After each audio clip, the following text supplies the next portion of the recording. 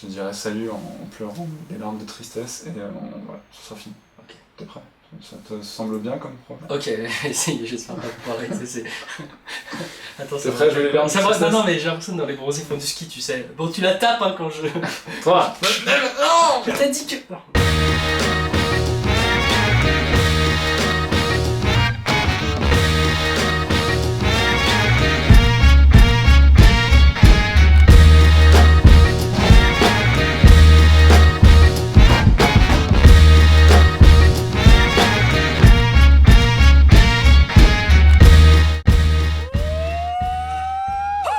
Salut à toutes et à tous et bienvenue dans l'émission.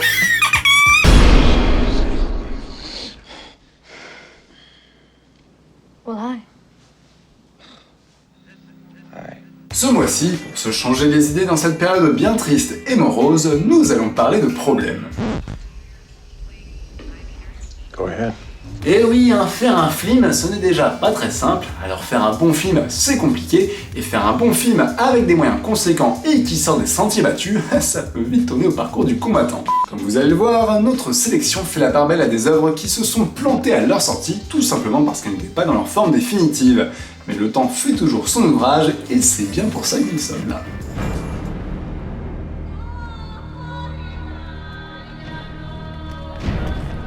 It was mad. 40,000 of us against hundreds of thousands of barbarian races unknown to us, gathered under Darius himself. East and West had now come together to decide the fate of the known world. It was the day Alexander had waited for all his life. Son of a god. It was a myth, of course.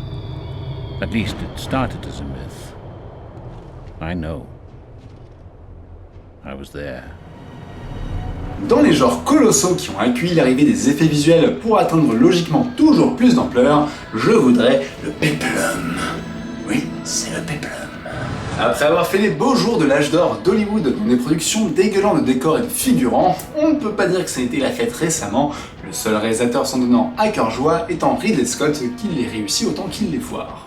Pourtant, il y a eu d'autres tentatives durant la décennie passée, et l'une d'elles s'est faite sucrer par à peu près tout le monde à sa sortie, pour mieux renaître de ses cendres plus d'une décennie après. Alors exceptionnellement, nous allons rendre non pas à César, mais à Alexandre ce qui lui appartient pour sa ressortie en Final Cut en Blu-ray. Sorti en 2004, Alexandre d'Oliver Stone s'était fait fraîchement cueillir par la critique et le public, qui voyait alors assez justement un film d'une ambition évidente et d'une ampleur certaine, malheureusement contrarié par un montage des plus bordéliques. Et comment leur donner tort, tant le film proposait effectivement un rythme et une structure des plus difficiles à suivre, en plus d'une thématique sur l'homosexualité latente du personnage, surlignée en gras pendant les 2h50 de péloche pour être sûr que les gens comprennent bien que le petit Alexandre était bi. I've missed you. I need you. It is you I love, Hephaestion. No other. Avec le recul, ces points tachaient clairement le tableau, mais nous poussaient aussi à omettre l'incroyable effort offert par Oliver Stone, qui livrait déjà des images incroyables et une vision pour le moins conséquente de cette immense figure historique. Après JFK et Nixon, il s'attaquait là à une icône encore plus grande et avec un réel souci du détail, comme en témoigne la présence d'historiens prestigieux dans l'équipe pour coller au mieux aux faits, même si l'histoire possédera à tout jamais de sacrées zones d'ombre. Did such a man as Alexander exist? Of course not. We idolize him, make him better than he was. Men. All men reach and fall. Reach and fall.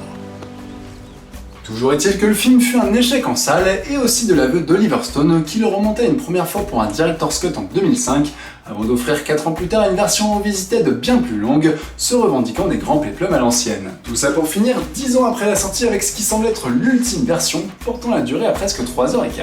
Et sans l'ombre d'un doute, ce montage a bénéficié de tous les choix ultérieurs à la sortie salle, dont le film s'en trouve changé et flamboyant, en ayant le courage de couper le superflu de la version revisited pour mieux concentrer l'essentiel malgré sa durée conséquente. Suivant les événements chronologiquement, en jonglant entre l'enfance d'Alexandre et sa conquête du monde, cette nouvelle version gagne tout d'abord en lisibilité historique par sa plus grande linéarité, ce qui ne la rend pas didactique pour autant, grâce à son principe de montage alterné du début à la fin, qui permet d'apprécier le grand soin apporté à l'écriture. En mettant constamment en parallèle les décisions d'Alexandre par rapport à des événements de son enfance et de son accès au trône, Oliver Stone dépeint couche par couche le portrait d'un homme aussi génial que tourmenté, pour mieux en comprendre les choix, les désirs, les peurs et les obsessions.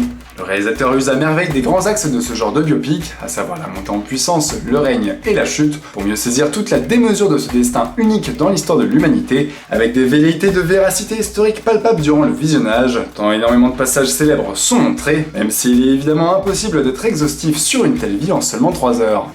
No, Alexander. Zeus is your father.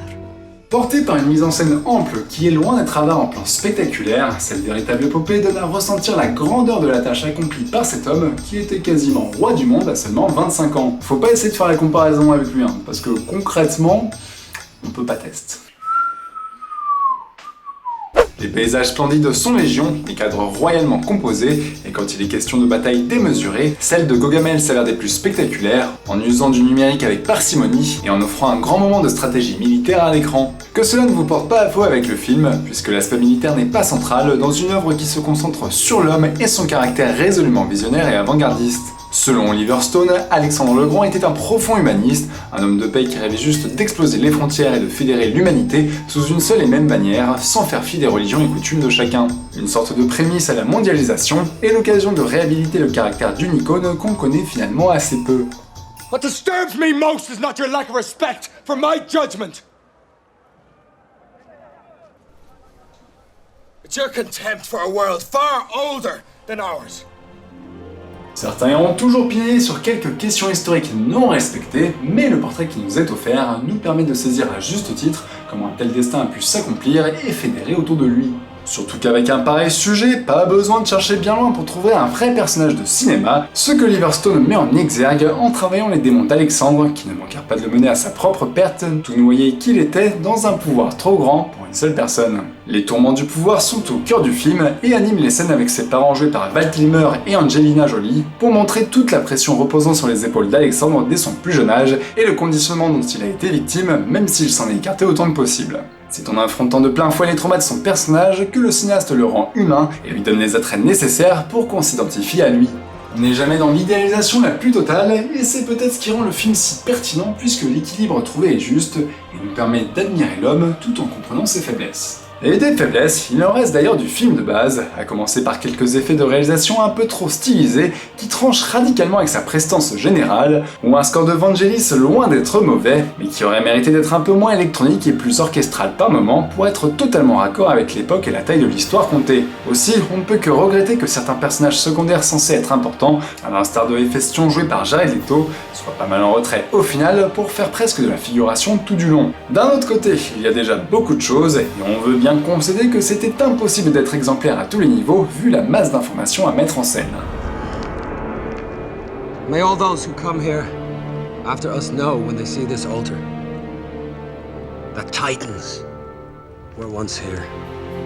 Mais ce qui compte au final, c'est que Oliver Stone a enfin trouvé la balance qui manquait aux précédentes versions de son œuvre, et cette dernière est désormais à la hauteur de son sujet. De la même manière que Kingdom of Heaven, qui était devenu réellement grandiose avec son désormais indispensable Director's Cut, Alexandre embrasse toute son envergure et sa maturité dans ce Final Cut qui en fait presque un tout autre film de celui qu'on connaissait.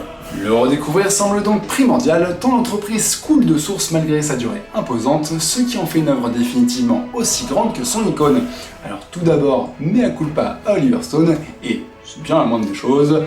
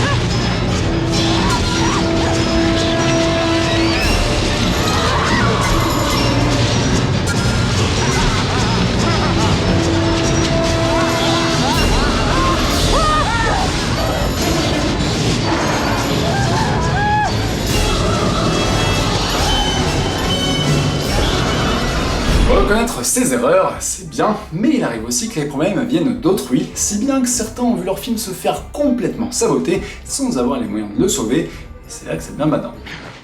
We back in therapy, doctor? Les Manors dont je vous parle caractérisent à merveille un film maudit, tout juste ressorti en DVD et qui n'a pas fini d'en baver, j'ai nommé Cabal de Clive Barker.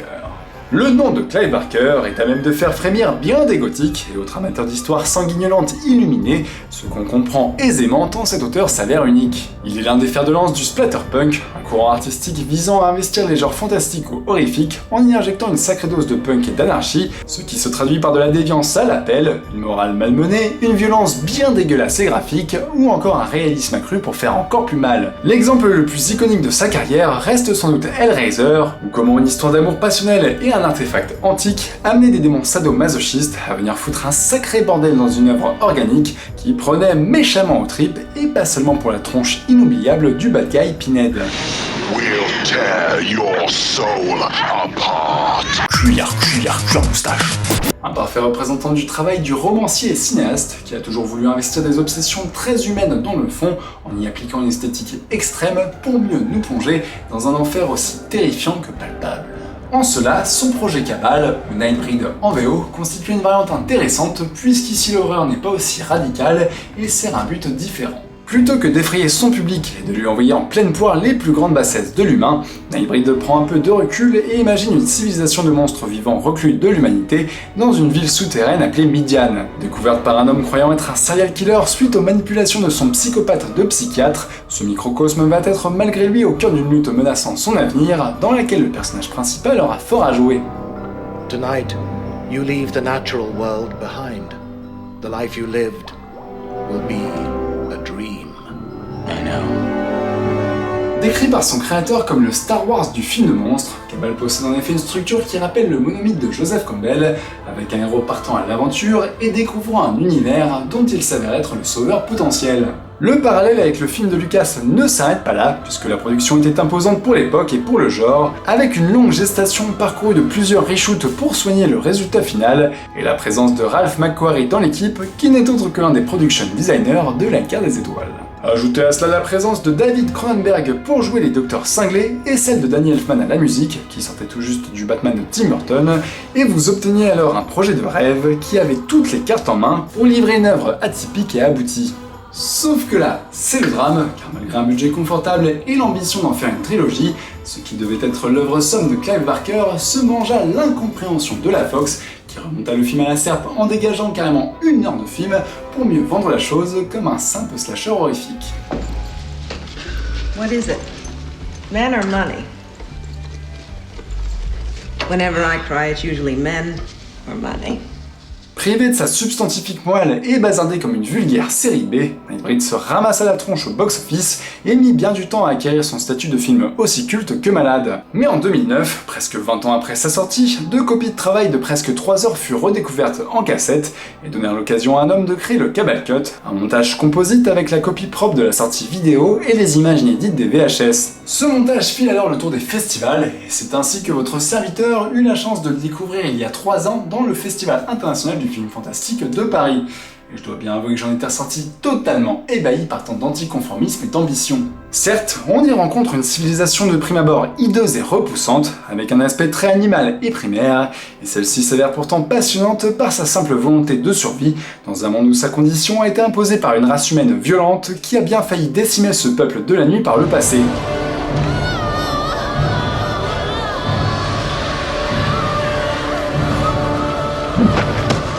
Outre un parallèle avec les grands génocides historiques aussi évidents que courageux, Nightbreed s'imposait avec ce Cabal Cut comme une fable baroque prenant la différence et la tolérance dans un écrin sauvage et indomptable. Couplé à une histoire d'amour tragique, ce conte étrange impressionne par son bestiaire ragoûtant et malgré tout attachant, offrant un mélange de répulsion et d'attirance mystérieuse qui rend le tout vraisemblable et crédible. L'intelligence de Clive Barker, c'était de mettre tout manichéisme puisque les deux camps possèdent leurs torts et leurs points positifs, notamment chez les créatures qui sont régies par un code très strict qui les a maintenues en vie tout en faisant de cette dernière un fardeau inflexible, toute éventualité d'émancipation étant fortuite. Entre cette densité thématique passionnante, une direction artistique folle, dégueulant d'être tous plus intrigants les uns que les autres, ou encore la formidable musique d'Elfman, il était donc difficile de résister à ce Cabal Cut, malgré une projection folklorique, puisque la qualité des images variait fortement suivant leur origine. Par chance, cette démarche a fini par porter ses fruits, puisque suite à la revente des droits de la boîte de production Morgan Creek, qui possédait les négatifs originaux, l'association à la base de ce nouveau montage a pu mettre la main sur tout le film, et enfin offrir l'occasion à Clive Barker de livrer son director's cut dans un Blu-ray flamboyant. Et si je m'apprêtais à sauter de joie en voyant la bestiole dans des conditions décentes, quel fut ma déconvenue en découvrant les choix de l'auteur pour son montage définitif. I didn't hurt anyone. Of course I didn't. Can you believe me? I believe you. He's got a gun! Seulement plus long de 20 minutes par rapport à la version sale, ce qui en fait autant de moins en comparaison avec le Cabal Cut, cette version a sabré quasi uniquement des passages sur Midian et sa mythologie, créant à nouveau des trous dans le scénario. Non pas que Cabal ait perdu de sa superbe, bien au contraire, une bonne partie du montage sale est en changé pour des scènes modifiées avec plein de retouches. Seulement la structure narrative rabotée laisse encore une trop grande place à l'intrigue du psychiatre avec sa machination et ne s'attarde pas assez sur le monde des créatures de la nuit. Résultat, on perd en identification et en richesse narrative tant on en voit finalement peu en début de film, ce qui amoindrit la grandeur de l'ensemble puisque ses tournants scénaristiques sont plus rapides et semblent ainsi plus mécaniques. Barker étant responsable de cette version, je dois vous avouer que j'ai bien du mal à comprendre pourquoi il s'est restreint autant quand on sait le matériel qu'il avait en réserve, et il ne me reste plus qu'à attendre un autre montage plus long du film, ce qui risque bien de ne jamais arriver. I love a coward. Mais en l'état, ce serait faire la fine bouche que de bouder ce director's cut qui reste un film passionnant par sa démarche, qui marie les genres, en prenant le récit initiatique du héros dans sa forme la plus classique, pour la mêler à des scories thématiques et visuelles bien plus ténébreuses qu'à l'accoutumée. À la croisée des genres entre contes macabres, fantastiques et slasher, Cabal reste avant tout un véritable ovni que je ne peux que vous conseiller de découvrir. The tribes of the moon embrace you.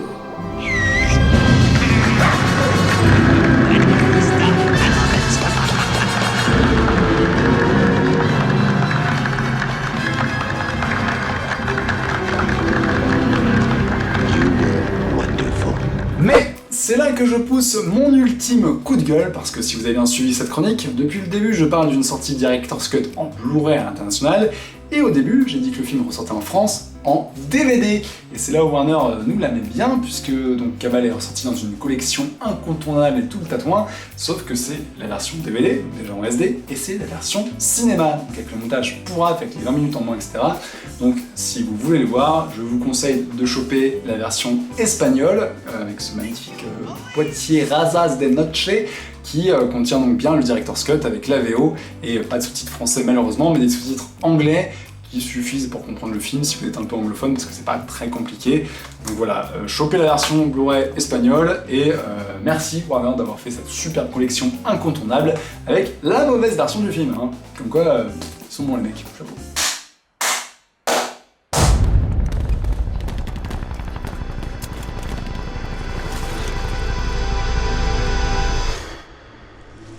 What is this thing doing here?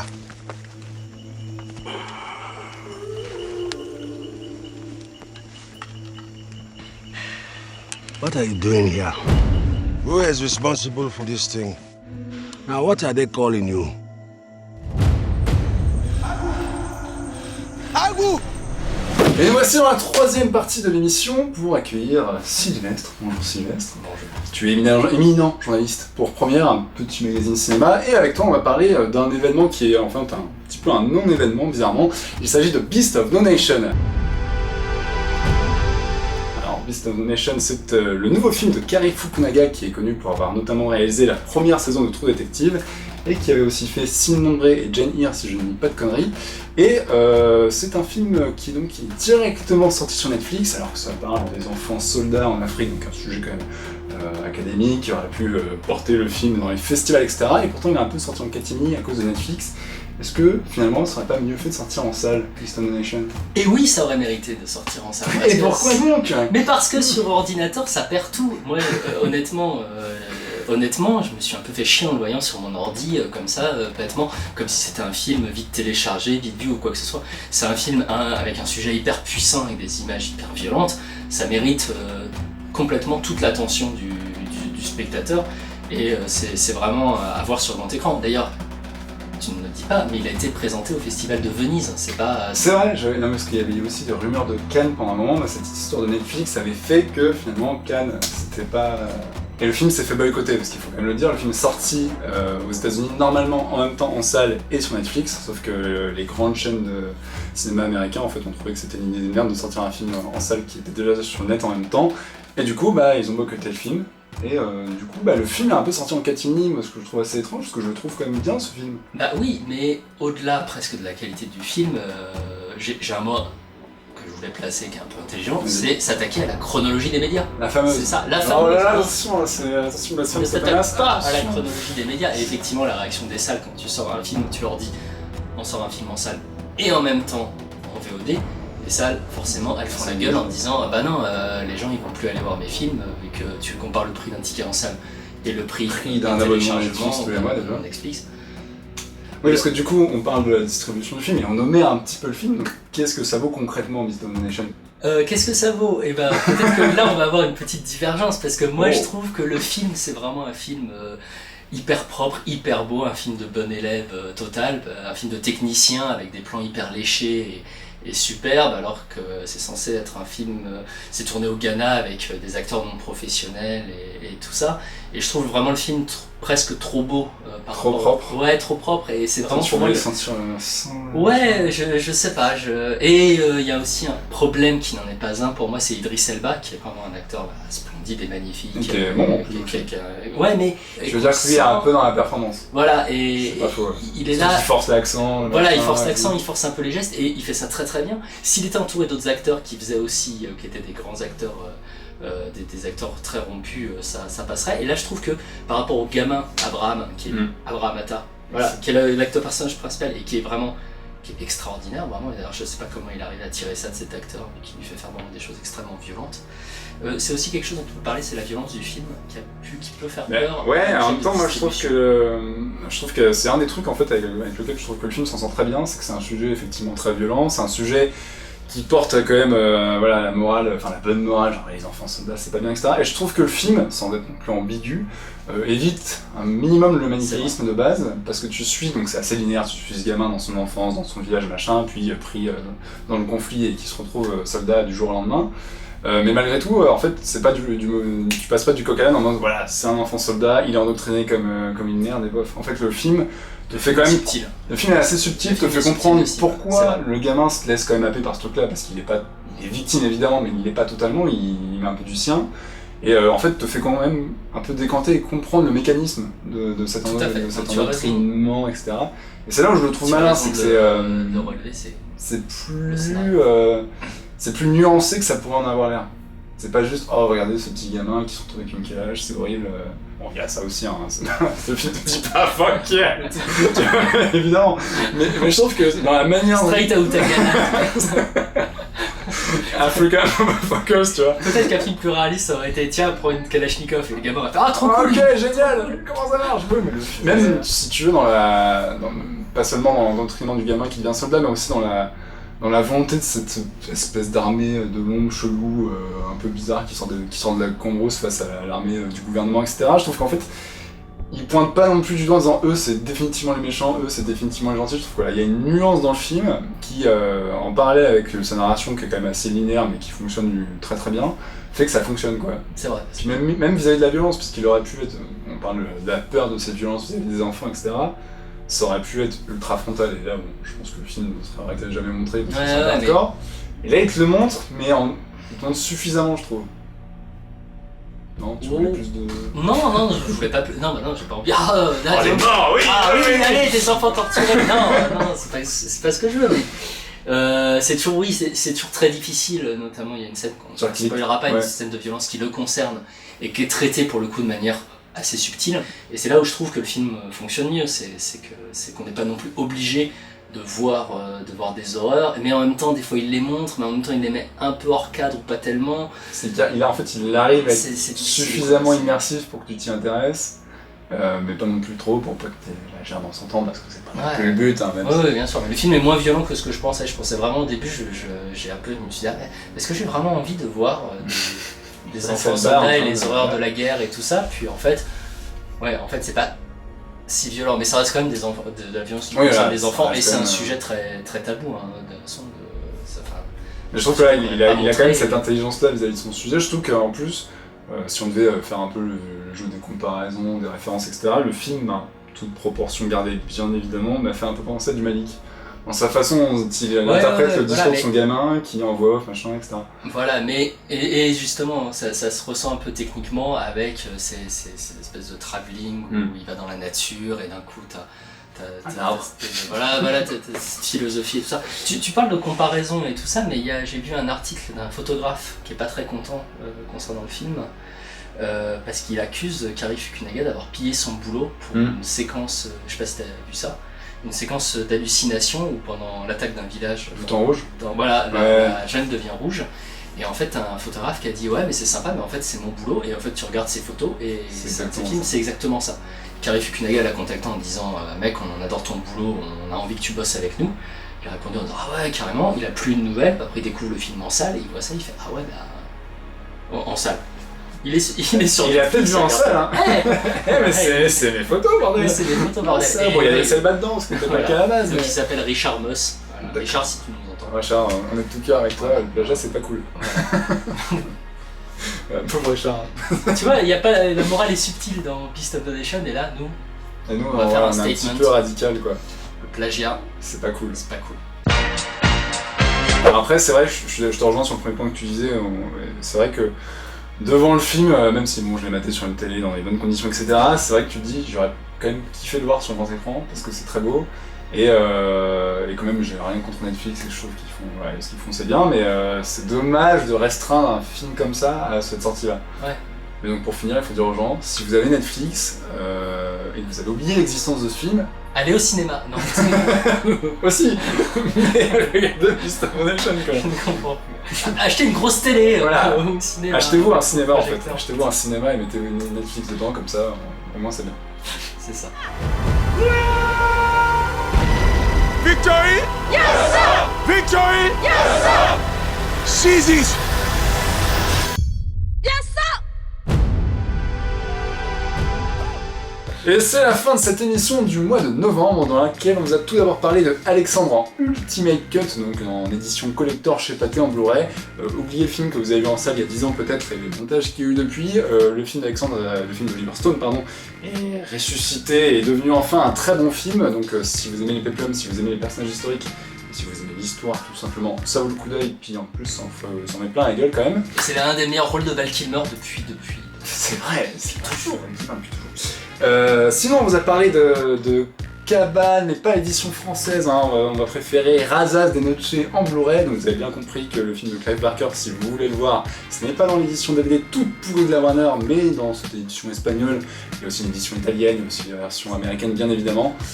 Mais donc voilà, il faut voir le Director's Cut parce que le montage sale c'est ni fait ni à faire, mais voilà, il est sorti en Director's Cut, donc si vous lisez les sous-titres anglais ou juste l'anglais, chopez la version espagnole. Et enfin, Beast of No Nation, que vous pouvez regarder sur Netflix sur le plus grand écran que vous pouvez, voilà. Parce que c'est là où le film prend toute cette dimension. Voilà.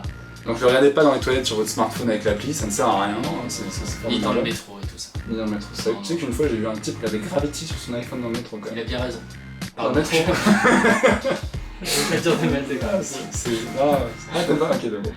Oh là, l'accident azul, voilà, et donc c'est la fin de cette émission. Ouais, déjà. Allez, salut. Merci beaucoup d'être venu, c'était sympa. J'espère que on fait comme ça. Et les cordes. Ouh, Alexandre, allez au cinéma, regardez des films sur Netflix, portez-vous bien et on se retrouve le mois prochain pour un mois de décembre cosmique. Cosmique. Peut-être. Faudrait parler des films qui sortent contre Star Wars, tu sais. On fera ça. Ciao. Oh putain, on pourrait faire, donc ouais, je pense que ce serait bon pour les Power Rangers, c'est beau. C'est bleu.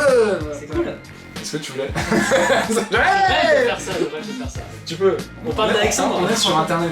On est sur les internets, ouais. Non. La fin, c'est bon, je récapitule. On claque beaucoup sur...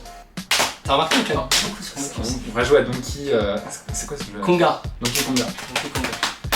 En voyant ça, je pensais à La Loi du marché. Vincent Lindon, qui a un sujet presque semblable. Voilà, t'as les enfants soldats et t'as le quotidien du supermarché. Voilà, c'est une belle métaphore. C'est pas ce que je